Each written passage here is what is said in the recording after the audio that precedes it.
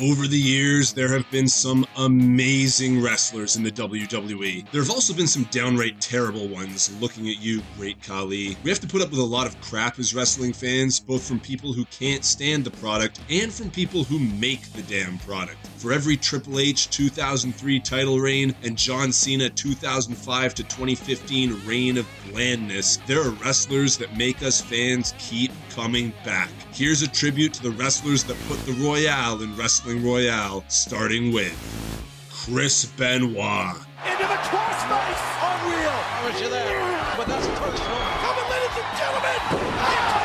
Chris Benoit is to this day the single best wrestler I have ever seen in the ring. Sure, Rey Mysterio could do more flips, Eddie Guerrero infused more character, and modern wrestlers like Bryan Danielson and AJ Styles are in the argument as well. But in terms of just straight wrestling ability, no one then or since has done it better than Benoit. I didn't even like Benoit when he first showed up. I remember thinking, who is this boring looking guy having these long, boring matches? I was indoctrinated with flashy characters and short matches that made up the Attitude Era, but it didn't take long for me to board the Benoit train. Soon, I was captivated by the amazing matches, technical precision, and drama he could create by dishing out and taking offense. His surprise win of the 2004 Royal Rumble may be the most shocking Rumble win of all time. Winning the title from the ever-dominant Triple H at WrestleMania 20 was surprising too. The fact that Benoit got a many months-long reign with that title is satisfying to fans who never got to see their underdog favorites win. It's even more of a treat to go back and watch his WCW and ECW work. He was always amazing, and it's insane to think the man we saw in WWE was in his twilight years as a performer. Raven.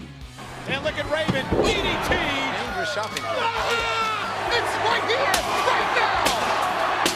I was a goth when I was in high school, so when I turned on SmackDown in 2002 and saw Raven in very goth-looking attire, he immediately caught my attention. I never cared for him previously in WWE, as he was kind of a homeless-looking hardcore champion that didn't really do much. I went back and watched his career in WCW and was immediately blown away by his group, The Flock. I love when groups all look like each other, and even though they barely ever won, I thought their aesthetic was awesome. Also, do yourself a favor and watch Raven defend his US title against Goldberg in WCW. The end, when all the Flock members run into the ring and Goldberg mows them down, is such good TV. I went back further and watched his dominant run as ECW World Champion, and man, he really helped establish that brand and was likely its best character ever. WWE made the silly decision to regulate him to Sunday Night Heat, something they never did with anyone else, and he even tried to make that work with a cool 7 Deadly Sins storyline. When that fizzled out and the company let him go, he went on to help establish and win the world title in TNA.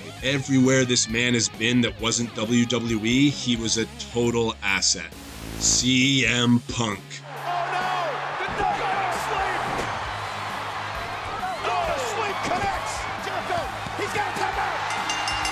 When Raven left WWE for TNA, he formed another one of his amazing groups, this time called The Gathering. It included long-forgotten Julio De Niro, also a pre-Mickey James, and CM Punk. I thought Punk looked cool and had an interesting style, so I always kept an eye out for him. I won't lie and say that I watched much of Ring of Honor, but I always read about it online and would always hear his name being praised. When WWE signed him to their new ECW brand in 2006, I was over the moon. This was the first non-typical WWE wrestler who actually looked cool and was confident in who his character was. Of course, WWE didn't take him seriously at first, allowing him to roll through some jobbers, but no one on the higher level of the card. How amazing would the Punk versus Benoit match and feud we were supposed to get have been. When he finally came to the main rosters of Raw and SmackDown, I was worried he wouldn't be given a proper chance. But then he actually won the 2008 Money in the Bank ladder match, and I thought, hang on, there's no way he'll actually win the world title. I was away on holiday, but I'll never forget the text message I got from my friend Scott when he told me that CM Punk had cashed in on Edge and won the title.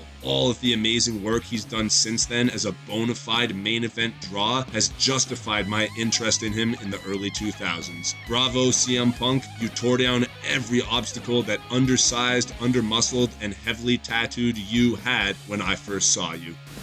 The Undertaker. Left is going up for a ride. Shot slam. The face of the Undertaker has turned into a look of rage. Tombstone.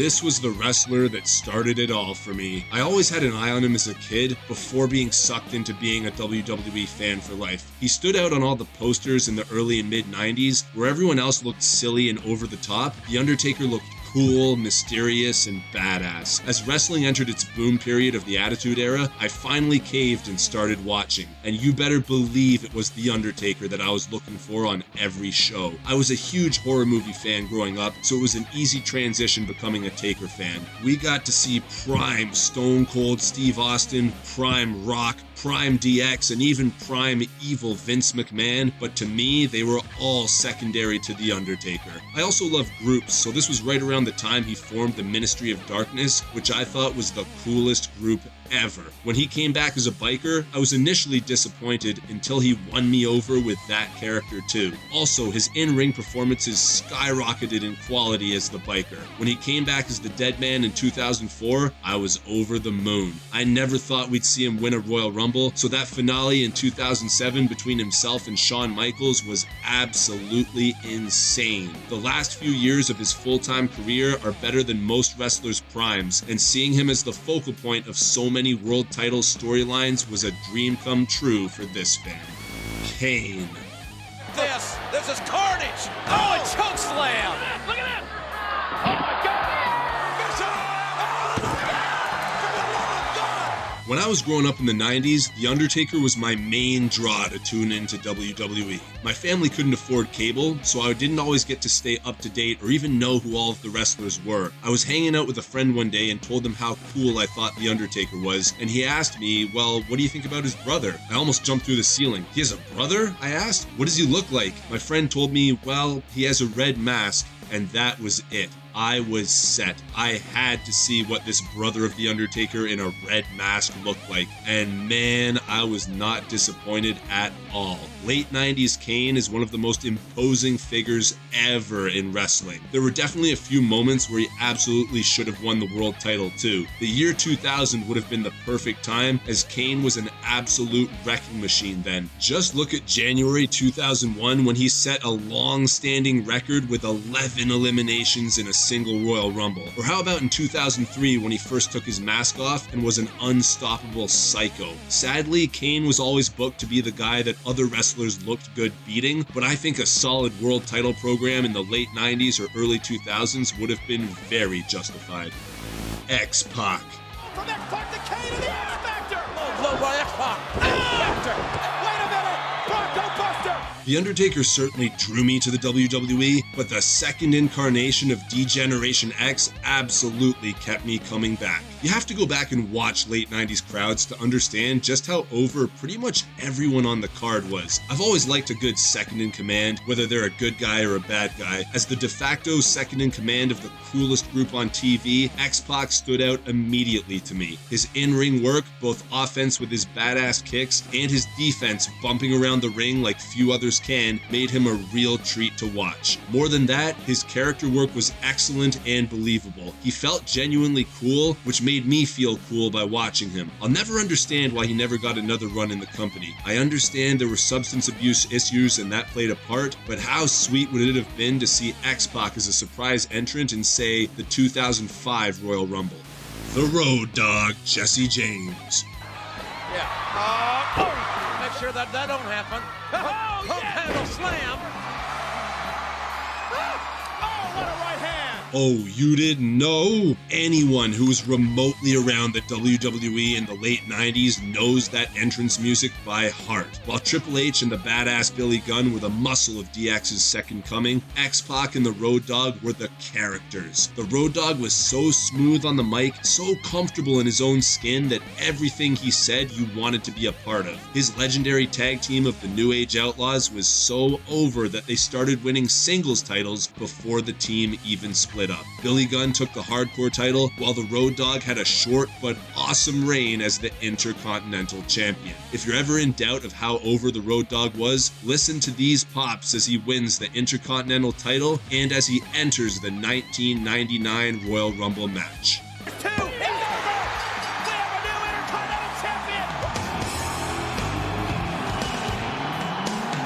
Bradshaw. The big man off his feet. And a clothesline. The big man's Ronald. The clothesline. wrestling his own. Oh my God! Oh! The APA is the coolest tag team of all time. No debate, no argument. Their character work as brawling bruisers who just wanted to drink beer, smoke cigars, and play poker is unrivaled in an industry full of captivating characters. I'm a huge Farouk or Ron Simmons fan with the bass in his voice and his powerful offense, but Bradshaw was the real star of this team. He was one of those wrestlers that made every move look like it really connected, likely because it actually did. He had high energy offense, a brash but likable character, and every time his music hit, you knew someone was going to get their ass kicked. WWE briefly separated the APA, and Bradshaw was doing well on his own, tagging with Stone Cold Steve Austin as two beer-drinking, ass-kicking Texans before injury took him out for many months. It was a shame because he was on a roll, feuding with the NWO and even getting a match at Backlash against Scott Hall. He came back with short blonde hair and briefly reformed the APA for a final run before turning into JBL in mid-2004. The long, black-haired Bradshaw that we saw in the early 2000s was truly elite, and it's a shame we never got to see how far that character could have gone alone. The Wyatt family. Hey, you want to see something really scary?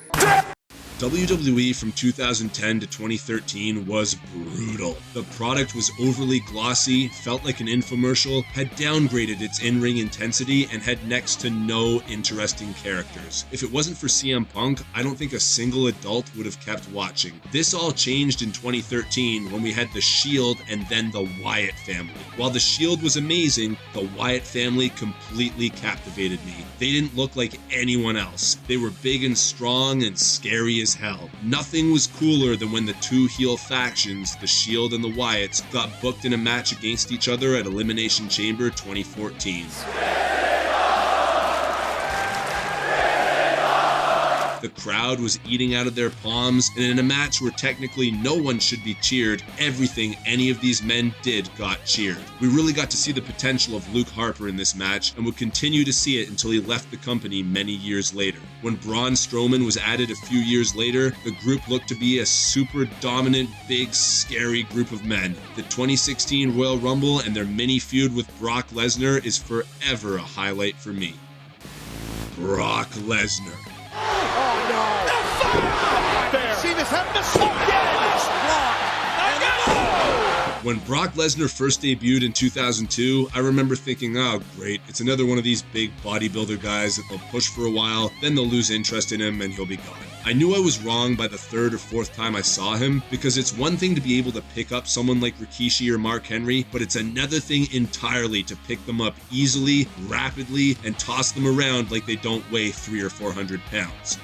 Brock Lesnar never stopped impressing me with his feats of strength, cat-like agility, and amazing matches. I was at WrestleMania 18, and Brock Lesnar hadn't even debuted yet. How insane is it to think that he would main event WrestleMania 19? And that year included a King of the Ring victory, a Hell in a Cell victory, a Royal Rumble win, and a world title run. When Brock left in 2004, there was a gaping hole in the company that I don't think they ever filled. Batista was big, but he wasn't a legitimate badass like Brock. In his time away, Brock would win the UFC heavyweight title and even defend it 2 times. When he finally came back in 2012, he's been booked as an unstoppable killer in a way no wrestler ever has been booked. Multiple world title runs, multiple squash matches, and even ending The Undertaker's undefeated WrestleMania streak makes Brock Lesnar's legendary WWE run like no other. And all this from a guy who apparently doesn't even really like wrestling.